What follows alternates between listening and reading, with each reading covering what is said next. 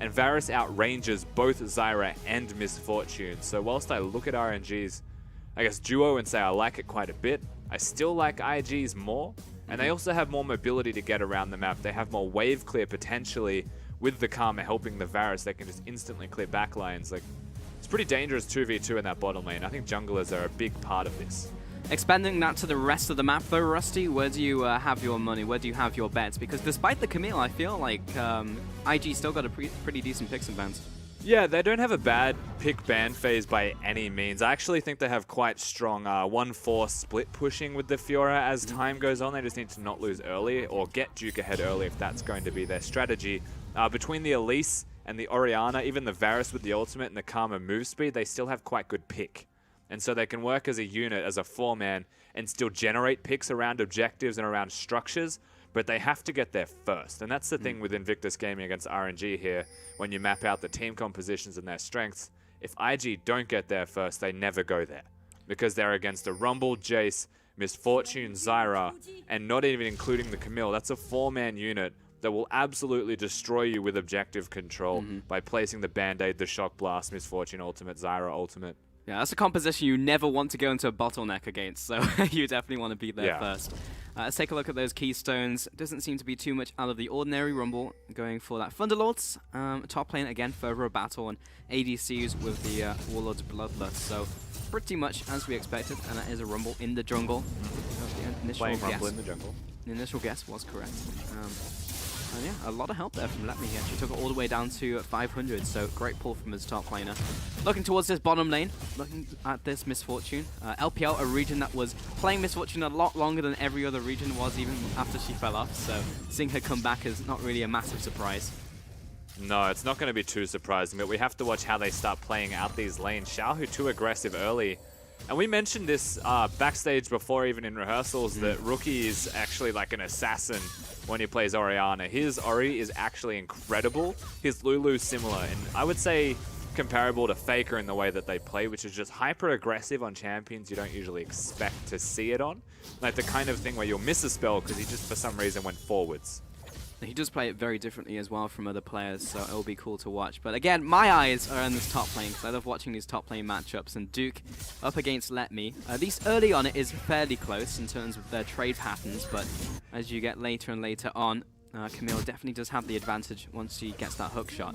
Yeah, level 3 is a pretty big point for Camille. Level 2 and 1 obviously will go to Fiora most of the time, but the big difference here is how their sustain comes out. Duke has to commit to have sustain by hitting vitals. Camille just wants to use the sweep and use her W from range and will be able to completely control the waves as a result of this.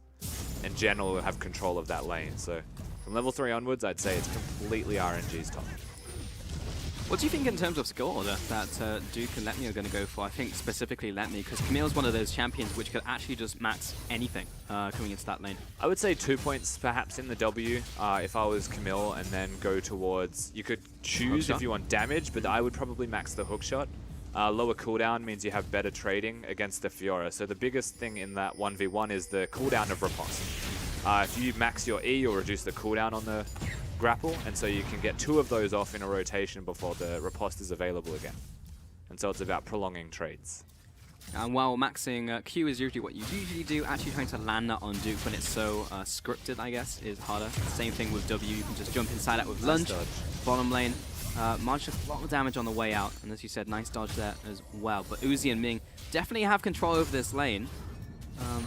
Even though you have this Karma and Varus, a pretty strong just laning lane, I guess. Yeah, Karma has to commit to using mantra Qs, and only when that's available. As junglers have said hello. Yeah, Kid will win this isn't quite ships passing in the night. This is both ships kind of passing by and firing off all their cannons, but MLXG will back away. Not really a fight that he wants just now. And no jungle to take on that side of the map, so MLXG has nothing to do, and he's just recalled.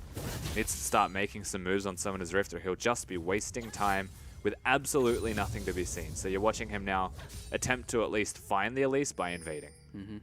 Duke actually does have about a 4 CS advantage, considering or assuming that Let Me gets all of these minions that are crashing into him. So at least in the early lane phase, he's doing quite well. The difference with top lane and what does sometimes happen is if you try and zone people off, or you build up too big of a wave, it then bounces back the opposite direction as too big of a wave. And so whilst it's about 11 CS in the lead, when that hits the turret, it'll go back to perhaps 4 or 5 CS in the lead, and then it'll bounce back the other way to Duke's turret, where Let Me will have an advantage, and just rinse and repeat until someone dies, generally, with this back and forth of pushing and then recalling. But at the very least, because Duke got the first push, he's able to go back to base and pick up a few items, boots, and a long sword. Yeah. So he just get the first backup there, which is nice. It also means he doesn't have to teleport, but is choosing to teleport. So there's no early Drake consideration from Invictus Gaming just yet. He wants to be there to control the wave more so. Right. It was a potential setup, and it will still be a setup onto Zhao, who gets completely blasted in the jungle. Meganet was just walking him down, but it was enough damage from Kid, and that was first blood. Yeah, very simple first blood, actually. Well done from Kid, firstly to be in the right place, and from Megan somehow to also be there, acknowledging exactly where the Jace would be. Summon is available, and just dies. Yeah, and it was just perfect. He was trying to limp away to that wall, but he was getting slowed down and just ultimately taken out. So really just nice, patient play from IG, just setting up in that river. Yeah, and that's the thing. He hadn't actually recalled for his Hex Drinker yet either, and that's when he's never going to die to an Elisa, an Orianna, even Karma again. But instead of going back, he actually just pushed a little bit too deep into the jungle, trying to perhaps get some vision or find somebody, and so it doesn't save him at all. It's also a real feels bad moment for him in the mid lane, because that was like 2-3 minion waves crashing into his tower, so he actually just lost all of them. MLXG was luckily in place, and you can see actually the CS discrepancy between him and Kid is just from that mid lane farm. Now they're looking to dive. They're going to find Kid. There you go. They're wanting red buff. Oh, so Kid did not see the Flame Spitter. Hextech ultimatum. Follow up with the Shock Blast as well from mid lane. Rookie's trying to protect. He does have his ultimate, but a flash in from Zhao. He has the tower aggro on top of him. Rookie maybe able to reclaim a kill, but not quite enough. He had expended all his resources. Hexdrinker at the very least popped, but a kill in return to that mid laner. And this is actually mapped out about a minute in advance by RNG, so you have to give them some credit. At the point where Kid found MLXG near his own river and had no jungle minions to take, he warded the red buff. And so by warding the red buff, acknowledging that Camille's going to be able to have lane pressure, forcing the teleport out of Duke, but already having the minions to push, they bring him down to the red and try and find Kid rotating to that buff. And it's actually very well executed by them. Really just nice from both teams, setting up in a very smart way as well, just keeping track of where they're going to be in that jungle. Oh no. Actual disaster. That went down to 12 HP, and MLXG unfortunately took it with the AoE there. Spiderlings as well. Oh, damn. Okay, yeah, that could have been the double fail donation to mid lane. So Zhao, he got the kill. I mean, MLXG was just like, you got that one, it's fine. You don't need blue buff. It's not like you're a mana-hungry champion or anything. And Rocky will push this one in now in the mid lane. So at the very least, he went back to base and got his mana reserves back up. This is also good from Kid, reacting to the fact that blue buffs are being handed over. Knows exactly where MLXG will be. Also knowing that he doesn't have the equalizer, so doesn't have the ultimate, even though there's a level advantage. And I might add that was a pretty substantial level advantage until right now, being 7 to what was 5, but gets the free red buff and pulls him closer to equal again. That's true. Let's jump back up to top lane. A lot of the action has been going on in the jungle and mid lane, which is as expected, honestly. But Duke and Let Me are pretty much even now in terms of farm, and you can see just standard build. Duke is having to go more defensive, but it's actually, bot lane and this bottom river specifically where Kid is just taking away Mountain Dragon by himself. Yeah, so there's 2 control wards protecting him above towards mid lane. Rookie can come down and help him. And the thing with Mountain Drake and Elise is that it attacks so slowly, and apparently resets, but it attacks so slow that you can switch forms and constantly have 2 Spiderlings, and by the time it hits them twice to kill them, you've already killed the Mountain Drake entirely. It's actually the same thing with Rengar. You can take Mountain Dragon as Rengar and just not take any damage. Yeah, it just attacks so slow. Mountain Dragon's great to take. However, Cloud Dragon, that thing just does a billion damage because it attacks so fast. So harder to take. But one of the many reasons why you don't actually want to fight over Cloud Drakes and Ocean Drakes in general is they have splash damage and they attack so quickly. Infernal's the only other dangerous one, whereas Mountain's harmless. It just takes longer to do. Also a nice one to have early on to the game in terms of scaling for this team. And if IG do execute on their composition correctly, as you were mentioning before, and actually get to these places before just getting hammered by RNG, then Mountain Dragon will help them to take these objectives even faster. Bot lane, there was an attempt at the gank. I mean, he's going to shoot out the equalizer anyway. Okay, so he'll go back into his jungle now. I mean, he zoned them off the turret. There we go, he denied minions. a minion. Yeah. I think he denied a couple more at least, which is nice. There you go. That's opened I'm up not a couple gonna minion analyze advantage. that. Yeah, no, let's go back up to the mid lane where the CS advantage is essentially the same, but Kid is clearing out this ward. And in general, I mean, IG's vision is pretty strong around the mid lane, so MLXG will want to be here for a potential counter gank, I think, more than anything. But he can't even do that without the equalizer. So in all seriousness, that was a shocking decision That's what you from think. the jungler. Okay, yeah, he's forced back away. Like, Rookie Yeah. has such a strong amount of control in this middle lane. Top lane's also doing well from Duke. The only person besides Uzi, so on the top half of the map is what I'm trying to say from RNG that's doing well, is actually MLXG. He's got his completed jungle item in comparison to that of Kid, who is quite far behind. He has an experience advantage, but instead of utilizing that in any way, he just throws an equalizer down bottom. Yeah, and I might add that his farm advantage is, you know, from the tears of Xiaohu in the mid lane, where he just lost that massive minion wave. So, more than anything, I'm just looking at this top lane again and again, where Duke is obviously getting the better of Letme in a lot of these trades, despite Letme having this Camille. Yeah, Camille has maxed the Q out, for those wondering, as well. Went to E second and has disregarded the W, which is perfectly fine. I'd say it's standard for most Camilles. The W is just used for sustain. It's never actually used in a combo for the way of doing damage unless somebody is out of your auto range. Especially against Fiora, who can dodge inside of the inner ring with lunge very Yeah. easily. Here we Letme go. will jump onto him. He does have the grand challenge on top of him. He'll get 3 vitals before having to back away. He had Kid there just in case. But and that it will wins lane force too. Letme back, yeah. Yeah, so a teleport will come out now of Letme if he wants to get these minions as they crash onto the turret, unless they decide that MLXG is the collector once again. And so by utilizing that teleport, Duke still has his available. All he wants to do is crash this onto the turret. This could be potentially bad for someone, and it might actually be Duke, but the second Harpoon does not land while Equalizer is still up, but Kid was around the area. Duke was low on mana, but after all of that, I think it's just going to fizzle out, Yeah. I say, with Ellipsis, because MLXG is still staying around in the top lane, just outside of range. Ah, he actually got saw by that ward. That's it. There was a pushed up ward from Duke, and it just saw MLXG, so he'll back away to base. Yeah, so MLXG was there to actually ensure that Letme can collect this farm. He was actually going to force a freeze onto Duke, which isn't a big deal, but it does actually bring the teleport out. So their match teleport usage is now on the top side of the map. And again, this is still something that's quite good for IG, just as much as it is RNG, because as the Fiora scales, you know, closer and closer to that breaking point. MLXG was staying around the top side for a long time, looking for maybe a gank to happen up against Duke. He saw blue spawn, so why not just give that over to Xiaohu? All right, round 2. Stop attacking at 5 pin. Perfect. He'll get it. No this red time buff around. this time. Yeah, no red buff to tick down, so he'll get that donation over. And finally, he'll go back to base. I feel like he must have been sitting on quite a lot. Yep, instant Sork boots picked up, along with that control ward as he goes back into his jungle. So very happy MLXG, but he needs to convert this into something for his lanes. Yeah, and he went more of Malmortia's first item here, Xiaohu, while we're highlighting his middle lane. This means he doesn't want to die. The same thing applies to top lane. Like, they're fighting a fair bit, but they're playing to not die. MLXG is playing to ensure that his lanes just continue to scale and get items. But it does feel like slowly and assuredly, IG are getting to big points of power. They are indeed. You can even see that on farm, at least in the mid lane and the top lane, as again another wave crashes against Letme. But it's actually bot lane where the discrepancy is opening up for RNG. That Uzi's done a really nice job. Bit of a vision tussle in the river. Nice shockwave, but I'm not really sure he has the damage to finish him off. That's going to at least force him more of Mortius, which is big for the next at least minute and a half for Xiaohu. Yeah, it's very handy. Of course, someone is still there for Rookie. He could have tried to dive if there was no perhaps more of Malmortia's shield available.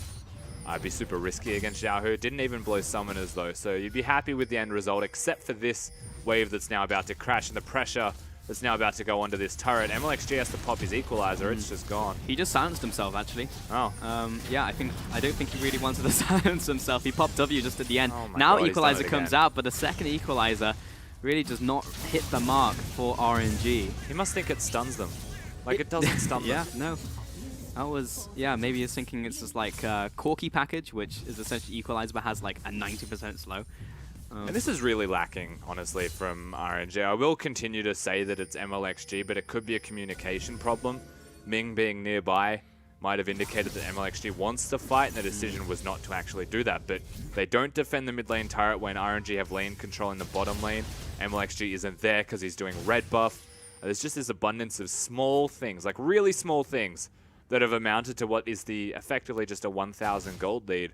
But that's through laning phase. IG, we already said, they're dangerous strictly at even just laning phase against RNG into how they match up. And that's coming true. So how impactful is this heading into mid-game for IG and RNG? Because you were saying that IG typically has to be there before the play, whereas RNG can just blast them if they arrive there at any point in time. So has this differential that's opened up really affected that? To a degree. So there's definitely a large Orianna who has a completed item and then some. Will be a massive influence if they get there and set up for objectives first, but also very strong at being able to check for things by having that extra cooldown reduction, just threat of damage. And again, the lack of crowd control that RNG have got means that checking areas when they are ahead is still quite okay for Invictus Gaming. I think the Infernal Drake's the big thing that RNG really want to fight for though. And as you can see, the advantages Invictus Gaming have got is just completely push them out of the area entirely. Even as that advantage is being set up now in terms of vision, RNG are waiting around the side. Kid has started off this Infernal Dragon. He's slightly out of range of that vision there from RNG, and they can just see that one reset. Marge is closing in from the bot side, but ultimately he is split from his team. So again, it's precarious from both sides, but again, Kid has already started up. It's coming to a smite battle, but just LXG just literally walks up slowly and smites the dragon. Nobody trying to zone him away. Kid was just trying to sneak it. And they opt towards a 50-50 smite in a situation where you'd say Invictus Gaming could have grouped up. Against an underlevel Elise as well. Yeah, and against half-health members of the opponent team. Like, it's not the cleanest game of League of Legends that we're seeing so far, but if nothing else, they are taking risky decisions because they can. I do want to compare and contrast that, though, to the first couple minutes of the game, because we saw some really nice setups from the junglers at the very least, and what they were setting up. But yeah, now that was just a questionable decision. IG are going to convert this into a top lane dive. Perhaps Let Me has been flashed away from. He'll jump away from Duke as the shockwave was coming out. And while there was a rotation from Xiaohu and LXG, they're not even needed. No, of course, forcing the flash out does still give an advantage to Duke, who has his ultimate there. And as you can see, sitting in the brush, still wants to pick and choose his battles where he can take out Let Me. So lane control isn't exactly a big issue for a Trinity Force Camille. They always have a lot of lane control, but you can see the pressure that Duke is able to place now in the 1v1 to his opponent. By Rookie coming up, just a bit of extra pressure on top of that, and a free recall. They force Xiaohu to come up and match it, but that guy's got no mana, right? Oh, Rookie finding MLXG, another flash from Kid, really committing on this one, but he's already out of range. There was the Scuttle Crab Shrine there. So 2 flashes for 1, and RNG get the bargain deal. Yeah, lesson number 1 of League of Legends. Don't flash if you're not in range to throw the spell immediately. So he flashes and walks at him angrily as MLXG just gets over towards his Scuttle Crab. I believe trying to utilize the move speed on the Orianna W as he flashed was close enough to being in range, but close enough doesn't actually hit the Cocoon with the travel duration. That's true. However, if Ming just walks right into Marge, that'll be an easy kill. Stranglethorns comes up and he's not dead just yet. He'll walk into the bush and buy himself a couple more seconds before going down. That was good from Marge though, waiting for the exhaust to end, being at the red buff for no particular reason, just catching them on rotation down. And again, we're seeing all these risky decisions by IG. It's not exactly that they're all bad ones, it's just that they are risky. Like, do you ever walk towards your red buff and expect to see a Varus by himself when it hasn't even spawned yet? Not really. And these movements are catching RNG by surprise. Little by little, it's just adding up in terms of this gold advantage, which now opened up to a 2,000 gold advantage. Probably would have been that Infernal Dragon as well had he not botched it, but Duke, lots of damage coming in here from MLXG as he's chased under his tower. Equalizer used. Duke is still being dove. Oh, riposte will keep him alive. Well played to Duke there. Yeah, gets off and riposte the damage. So Duke lives, but there's still 3 members on the top side of the map. They're looking for the structure, but it's definitely not the first blood. There's Kid's caught too. Ming's found him. Uzi's going to follow up. He gets the old double tap down, but Megan and Marge are here to defend him, and he is good to go for now as Rookie's also there to support him. So Jungler stays alive, and the push continues in the bottom lane. Rookie no flash, so to get the shockwave off, he's hoping that they will walk towards him. There's again lots of movements around the map now by both of these teams. They're starting to accelerate the pace of this game, looking for every opportunity to just get a kill and actually find some momentum through these kills. But instead they end up trading as a result. Top lane turret for the bottom lane. This could be potential disaster. It's one combo. Shockwave just blew up Ming as he was walking into the jungle. Yeah, Ming has already died. Respawns and dies again. Rookie, of course, very smartly in the right place, knowing where vision will go down, and it feels like IG are one step ahead of their opponents, perhaps even Duke being already running away from the top lane as they get there, knows that they are watching everything RNG do. It's gotta feel bad for Ming, you know, his boss is watching him and he's just farming down bot lane and it's just like, oh, my support's dead again, and it's just like, ah! Just walking into his own jungle as well, where people really shouldn't be there. But he's just not really having a good day, so maybe he'll be extra cautious, but honestly, like, he had no reason to have any fear to be in that place at that time. It was just Rookie happening to be in a bush, he was there. And that was a Skull Crab secure on the top side by Kid and Megan. He's having a much better day. And Ming's now with his team, so he's got a bit more safety to speak of. Of course, level 8, quite behind in experience. Still just wants to be a big part of the vision control of the team. So once they establish this, and you can see by going to Baron at 20 minutes on the dot, they know what IG can do. Whether they would do it or not is another question entirely. I doubt they would. They actually want to make picks and kills. No. We spoke towards what their team composition will do. That is, have the Fiora split push, is now bottom, and then have the 4-man unit hit the cocoons, hit the shockwaves, and hit the Varus ultimates. They are literally playing their team composition, but RNG are walking into it. Sure. And IG are typically getting to those places faster, which is nice to see that them recognize what they need to do with this composition and execute on it. But now still sitting up around this Baron area. Rookie pushing up the top lane. That tower is the only one standing for the outer ring of RNG. That's a hook shot down. Hextech ultimatum, but maybe not the one he necessarily wanted. Rookie's very low, but that will be a trade. Top laner for mid lane to start this one off. MXG chasing down the Elise as he pops back down onto Ming. Always gets the kill, but not quite enough. Megan being forced back, and this just is an easy one. Over to Uzi. That'll be a double kill. Yeah, super easy. 3 kills in the end, actually, for Uzi. They move immediately to the Baron. This is risky because Varus is still alive. Duke has the teleport, and he's immediately teleporting in. So they're committing to this, and they shouldn't be. Yeah.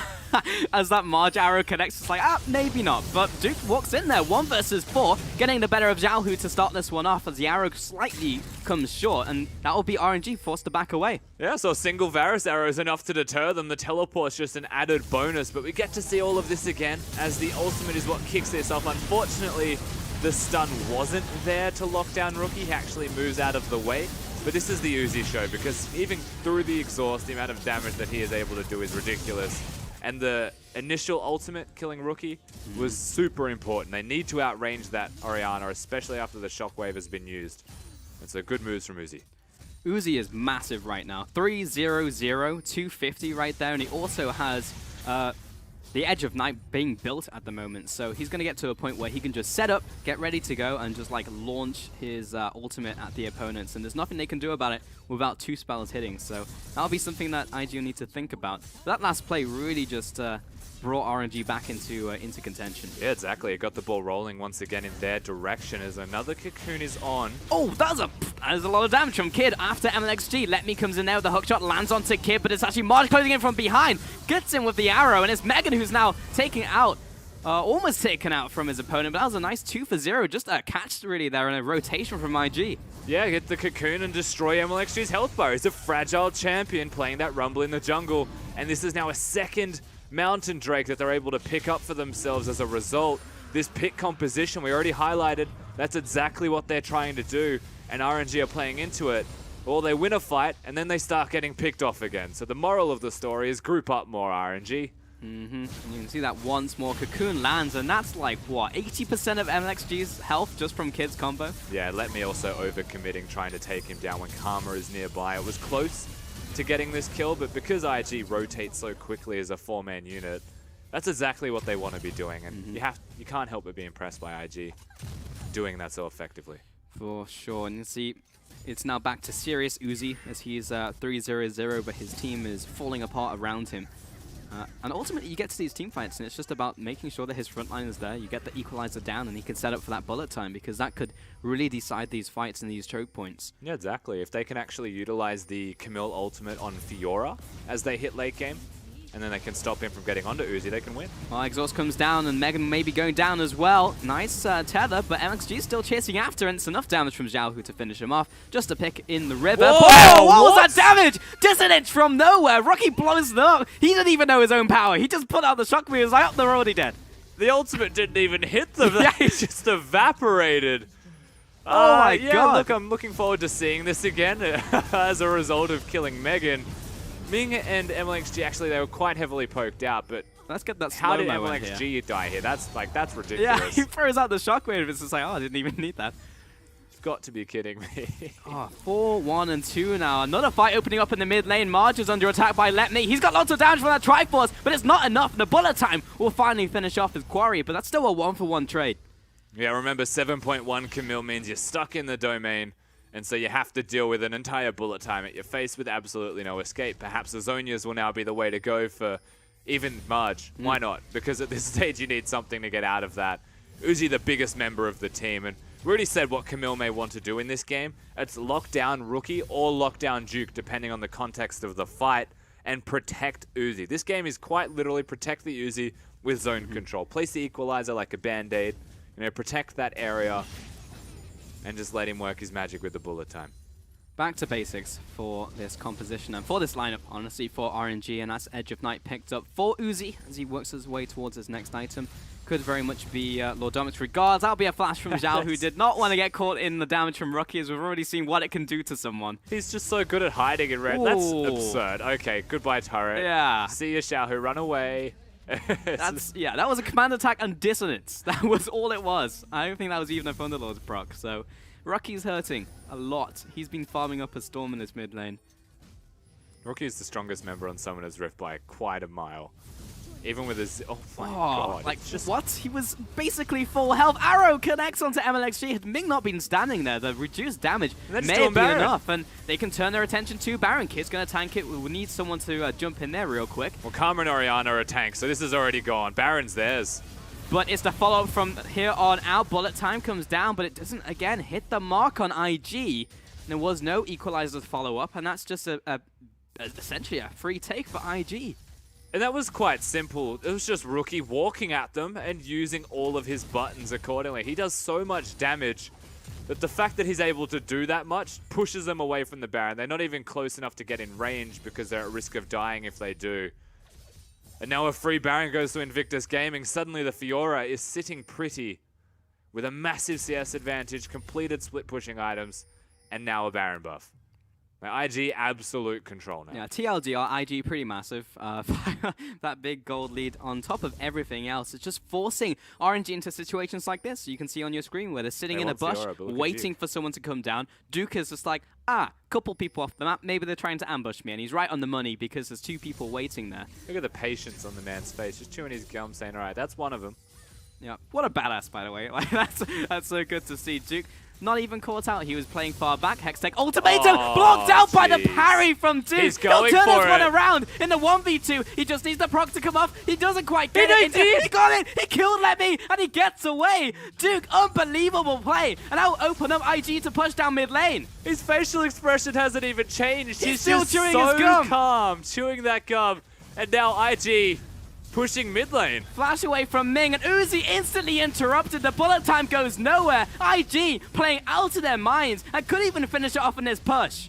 This is disgusting from Invictus Gaming. They want the kills, but they also need the inhibitors. Duke is bringing minions towards the bottom lane so they can rotate or they can end. It's up to them. I mean, they have this one minion, but they have another wave behind them. That's going to be TP'd on from Duke. This first tower is done and dusted. Xiaohu doing what he can onto Megan, but the support is zoning away the damage threat. Duke jumps on top of him, and look at the damage. The exhaust comes out, but it's an exhausted battle as Rookie finishes him off there in the backlines. MLXG falls over, and just like that, ING walk all over the place. Just walk all over RG and head on to the Nexus to take game 1 in convincing fashion under half an hour. And that pretty much exploded out of nowhere, Pulse. Invictus Gaming hit some big spikes in the way of a giant Oriana, and Rookie just pretty much won them the game. Duke decided he was going to join in and 1v2 get a kill, and then the rest of the map just imploded. Literally everything went wrong. Exactly. Everyone just decided, we've turned up to play. We're just going to win every single respective lane and just win. What an absurd way. I don't think I've ever seen a game escalate that hard over the course of what was essentially, look at that gold graph. There was essentially 2 minutes where it was just like, oh, yeah, we've got this slice advantage. We've won the game. It was like absolutely insane. Frosco, I'm going to need your thoughts on this one. This is a story of superstars is what this comes down to. We already set up at the beginning of the day that Group A is about individual talent, you know, not so much the team coordination. And the two superstars in this game were Uzi and Rookie, and it's just about how they actually interacted with their teams that led either one to success. There was 21 minutes in this game before Uzi had a kill. He did nothing. And yeah, Rookie only got his kill at 20 minutes in the game, but like Rookie was moving around, leading charges. I believe for the second Dragon rotation, he actually did this really clever thing where he forced Xiaohu to back by burning ultimate a minute and a half before Dragon, so he'd have the ultimate back up for it. And like she did walk up and just take the Infernal away, but like you can see Rookie just like 2 minutes ahead, constantly setting his team up. Yeah, sitting inside bushes. Pretty much everything Rookie was doing was trying to set his team up for success. The biggest thing for me as well is that Uzi, whilst he's this big deal and got a triple kill on the top side of the map, that happened to the point where he was still side lane split pushing. Like he's always side lane farming, where Rookie was going to side lanes and killing people. And that's really what changed it. I mean, we saw it again and again. Anytime IG were making a rotation to take a tower, it was Orianna leading the charge. You know, that pick on bottom lane, it was Orianna again, you know, showing up as the fight is happening, saving Megan's life. Like, consistently, Rookie was just always in the middle of everything. And then you get kind of the cherry on top, which are the cute little outplays where, yeah, Rookie's showing up to play, but Duke's also showing up to play. I mean, this was more than cute. This was just Duke being an absolute baller. And I wish we could see his player cam as well, because he was cool as a cucumber. Like, he was just like, yeah, average day on the office, just going to pull this 1v2 off against the Fed Camille. Like, whatever, it's fine. Didn't even say a word. You're right. It's just stone cold killer. Yep, absolutely. I don't know what else to say about Duke. He was 0-0-0 until that happened. Yeah, I think the thing really to take away from that, Rusty, is talking about the group in general. You know, I'm glad that we had a game like this because it absolutely highlighted the strengths of the players, because it's about the players. If someone can pop off and make sure that the team can help with that, then that's really where we see the strengths of this team kind of align. I mean, there was a couple of positives for RNG as well that I did want to mention. Of course, the red buff catching Kid out of position. Like, MLXG is still thinking and still moving, but it feels like as a team, that's where Invictus Gaming was starting to shine. They have extra advantages when they move as not only individuals, where they were still looking good between both teams, but when they have a 5-man unit all looking good. I feel like the word is we need to move from individual to leader. And that's the problem that RNG are having. You expect that it should be Uzi. He's made the statement that he's going to take a step back, that it's going to be Ming. But like the thing is, if Uzi's the only guy popping off in your game and he refuses to step forward, you need someone like this. You need Rookie, the superstar who's not just the superstar, but he's also the leader. Yeah, and who else could it be, honestly, in that game? Because yes, we had those standout performances from individuals, but I mean, Rookie was just, as you said, leading the charge. I think we say that too much today, but it was definitely the word of choice. It was like the battle Orianna, you know, very much like Wayless. Rusty, you said it at the very beginning that he plays Orianna like an assassin. Like, you use the Orianna bowl not at max range. He stands as close to it as possible so he can continuously whip it around very quickly, like a bludgeoning, you know, ram, like Miley Cyrus just kicking it in. I'm going to use that in the next team fight. But yeah, I mean, like, You're overall, welcome. Thank you very much, Fusco, for going into the next game. Adaptations, honestly, from both RNG and IG, specifically RNG, because they did bring out this misfortune coming out here, and yes, he did very well, but you saw it in the damage graph. He actually did not have that much damage. If anything, I think he was lower than everyone else on that map. Despite that, we'll hit that point as we get back, because we are heading to a quick break. I swear to God, every single time I ask a question, we're going to a break, but we are going to head to one quickly as we head into Game 2 of this series. So stick with us. We'll be back very shortly.